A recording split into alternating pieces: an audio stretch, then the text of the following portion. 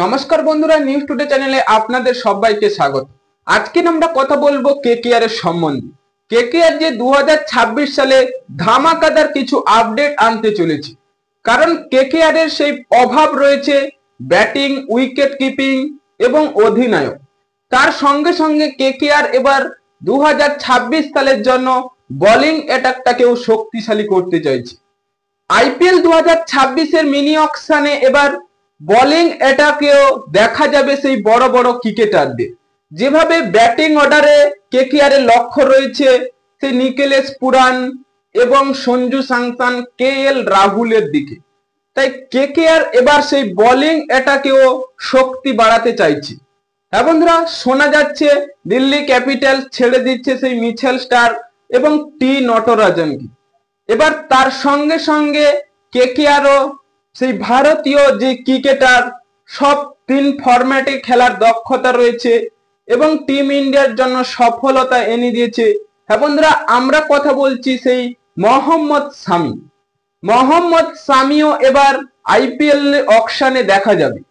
এই মোহাম্মদ শামিকে যদি KKR train করতে পারে এবং তাদের দলে আনতে পারে, তাহলে বোলিং অ্যাটাকটাকে যে কোনো প্রতিপক্ষ দল দেখলেই ভয় পাবে। কারণ মোহাম্মদ শামির যে লাইন লেন এবং সুইং করানোর দক্ষতা রয়েছে, আমরা মোহাম্মদ শামিকে এর আগেও দেখেছি সে টিম ইন্ডিয়ার হয়ে টি-20 বিশ্বকাপে পুরো দল চলে গিয়েছিলেন, কিন্তু তাকে পরে নিয়ে যাওয়া হয়েছে এবং তার পারফরমেন্স তিনি দেখিয়েছেন তিনি যে কত বড় মানের ক্রিকেটার।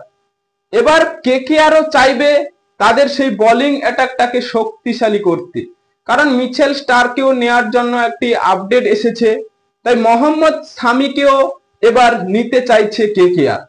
তাদের অ্যাটাকে রয়েছে সেই হার্ষিদ রানা, বৈভব আরোরা এবং স্পিন অ্যাটাকে রয়েছে বরুণ চক্রবর্তী, সুনীল নারিন। এদের মধ্যে যদি কোনো ক্রিকেটারকে পায় সেই মিচেল স্টার্ক এবং মোহাম্মদ শামি, তাহলে কেকেআর 2026 সালে কিছু না কিছু করতে পারবে। কিন্তু অনেকের মনে প্রশ্ন হতে পারে যে কেকেআর ভালো ব্যাটিং আনছে, বোলিং আনছে, তাহলে এত পাস কোথায় পাবে?